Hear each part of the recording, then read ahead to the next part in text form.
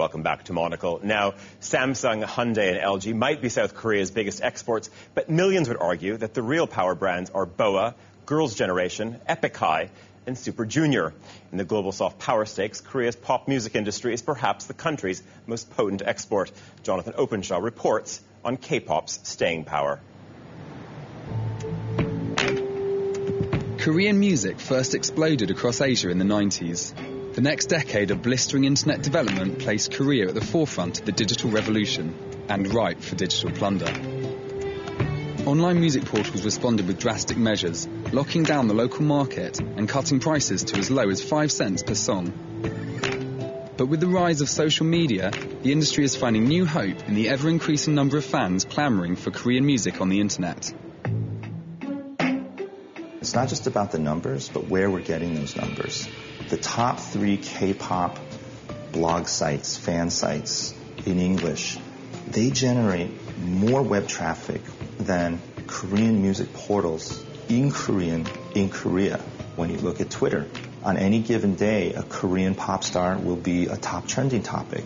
Primarily for a lot of the top artists, the bulk of their traffic is not coming from within Korea. But the fervour of homegrown fans sets the bar high. Sub-zero temperatures aren't going to keep these girls from catching a glimpse of superstars G-Dragon and T.O.P. here to release singles from their latest project. At 22 years of age, they're already 2 of the most recognisable faces in Asia. Korea as an entertainment exporter is really, right now, very significant. Pretty much every market that MTV is in, I would say that Korean content is really driving ratings, program sales. It's really connecting to audiences.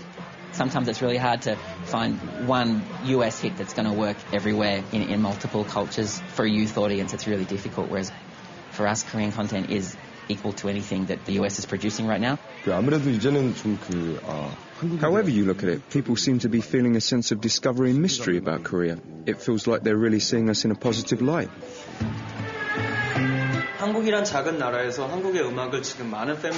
Right now, to know lots of fans around the world are listening to music from our tiny country, it's got to have a huge effect on the Korean music scene. But as the situation changes very rapidly, the scene's got to develop just as fast. For the first time ever, a major pop act has chosen to sidestep traditional broadcasters and go directly to YouTube to debut their music video. YouTube right now is the best vehicle for us to reach our core demographic audience, which is the young people of the world, not just Korea. There is no boundaries or borders anymore with the internet. We no longer have to rely on the big TV stations or like big radio stations. Social networking has been the vehicle of choice. In analog era, even if they are successful in Korea, they didn't have access to global audience. That's a whole another industry. So only way they can go outside of Korea, they are selling their right to another entity in that country. Social network service actually get rid of those boundaries of the country. Now there is only one music market, which is global.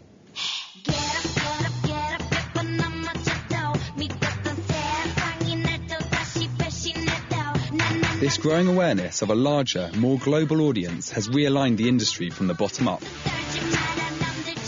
lot of things have changed. In the early 90s, for example, if somebody from the U.S. calls our office and says hello, our receptionist would hang up because they couldn't communicate, And that was kind of the way it was back in the day. Now you got a whole international staff and, a lot of people are English speaking and we're more international in terms of business structure. In terms of creativity, you're dealing with an international market, so the music itself has progressed to sort of meet that need. It's become more global. It's got basically the elements of pop for what it is, In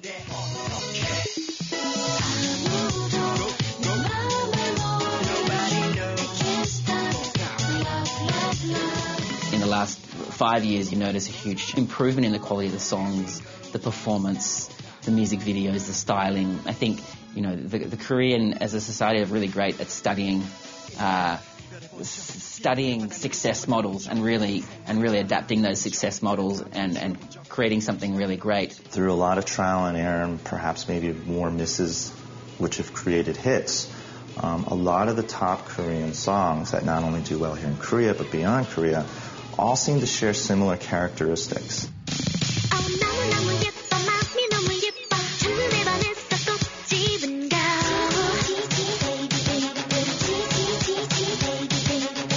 Music is very much an oral experience.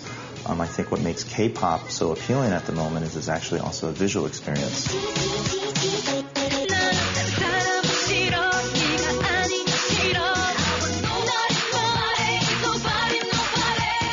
The power of things like YouTube music videos has gone through a bit of a renaissance in ways very unexpected.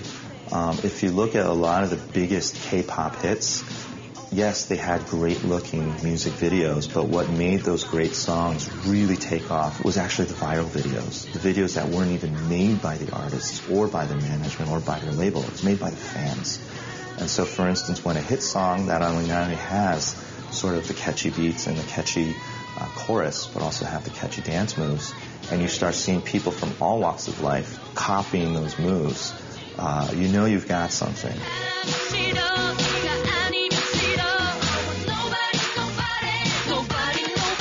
Korean management companies, they are not only able to claim the copyright on the songs that are being used on these videos, but more importantly, they can attach ads and monetize it. As the global music market shifts from a tangible product to a digital one, the very nature of what the industry sells is changing. With so much content instantly accessible across the world, acts succeed not by selling music, but by selling sensation, a product that readily crosses language and cultural barriers. The cold, hard reality right now is music is actually no longer the business.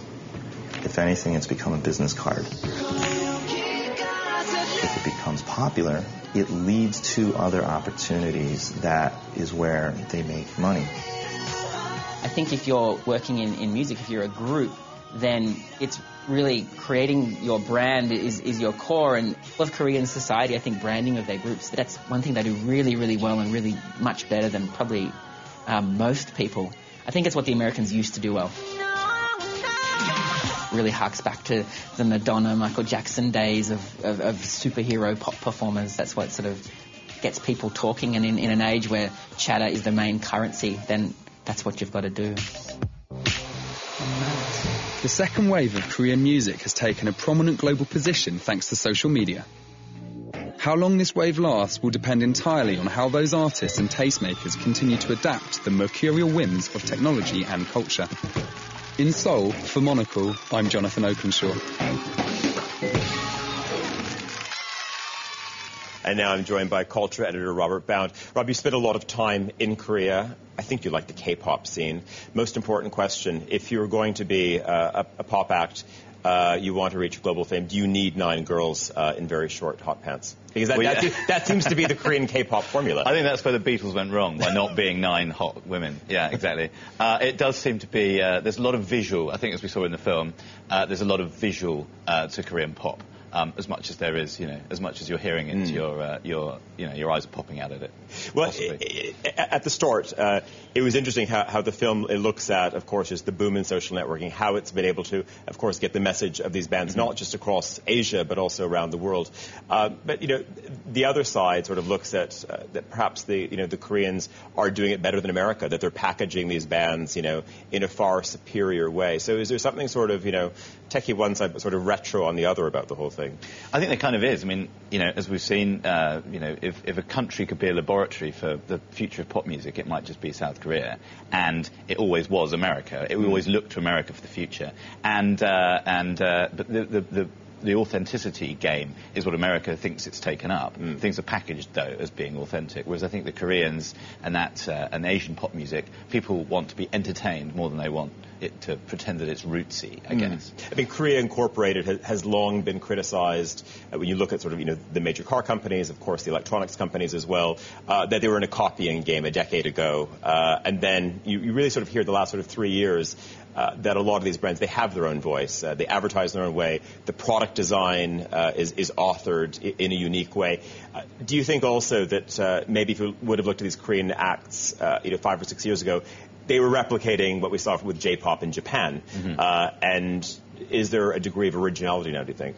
Absolutely. I think Korean pop's more exciting than Japanese pop. I think it's the market leader in that area, and it's phenomenally exportable. You know, the Korean diaspora in the US, for example, that bleaches out into the wider US market. Korean pop music is something that is fantastically exportable, I think, more so than its competitors, I guess. And it's strange to talk of competitors, as if they are companies, as if they are brands, but they almost are. Yeah, it's interesting. The one point that the gentleman makes in the film is that sense of just the change with English, and it's something that we don't see in Japan. In many ways, a lot of the biggest acts have sort of remained within those islands. But anyone who sort of spent time in Korea, even the last 2 years, every time you go back, I find when I go back for meetings, there's just more people. You don't need interpreters anymore. Everybody speaks English, and obviously it's the lingua franca of pop. Absolutely, and it's Korea is not culturally protectionist like Japan can sometimes be. There's a lot of secrets that still need to be told about Japan, as we know. But Korean pop is very much it's very much arms stretched around the world. That's a nice pop metaphor. Absolutely. For one of the maybe Korean MTV. Is it also sort of moving away from sort of the pure sugary side as well? I'm wondering if there is some sort of change, that it is going a little bit more indie, that there's also a different sound, because a lot of it was even what we saw in the films, a lot of it's quite saccharine. Yeah, I mean there is that 9 girls in hot pants kind of Korean pop. Yeah, just looks great, didn't you? So it's just in my head. But there's a festival circuit growing up in Korea, and there are strummers, there are singer-songwriters. There's a bit more of a kind of campfire vibe again, which again is something they've probably borrowed from the West Coast, from the US, and it's come back to them. Yeah. And it's interesting as well because also Korea does not have a radio scene, so it jumped to the net right away, which is because when you talk to anyone about it, what is the KCRW of Seoul, and people say, well, there isn't one. Yeah. It's sort of just a mixed bag of kind of rather bizarre channels. It's weird because the Korean pop music is so interesting because basically Koreans grew up listening to American Forces radio from the bases that were around Seoul, and that infiltrated the pop music. So there was a lot of kind of Korean rock music in the 60s and 70s, but radio in Korea is conservative and quite boring. Whereas, it jumps straight to the net and suddenly it's completely international. You don't need to tune in to something local. It's the whole world's tuning in. I mean, do you think that we see, in the same way that we've seen these major corporations obviously go completely global, these acts are going global, do you think there will also be an era of the major Korean entertainment company where we could see them buying up media properties elsewhere? Yeah, I mean, the Koreans have a very kind of completest attitude to their kind of pop branding. Everyone is styled. I think all of corporate Korea. Absolutely. Yeah. It's real sort of Svengali culture, like it was in the UK and the US in the 60s and 70s. That kind of, the manager is the boss. There's a lot of grooming, there's a lot of styling, there's a lot of marketing. That's all part and parcel of. It's as much part and parcel of it as the music itself.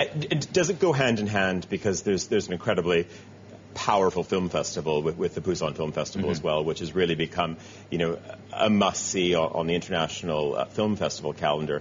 Do they really go hand in hand? I mean, and does that really create a cultural force for the country, or do you think they're also sort of quite separate and distinct in a way? I think so. I mean, earlier in this series we were talking about, Art Basel in Miami and the kind of imprint that's left on the city, and I think the same thing. Korea is such a small country that the pop industry and Busan Film Festival are two things that are real pillars of pop culture and bring a lot of people, a lot of interest and a lot of expertise into that country that then that country can export out again. It's probably time for you to go and listen to a bit of A Girl's Generation, right? I'm going to be watching the video. Robert Bound, thanks very much. Next week on Monocle, we're in Japan to look at the rise of a new design brand. Oak Village prides itself on its use of traditional techniques.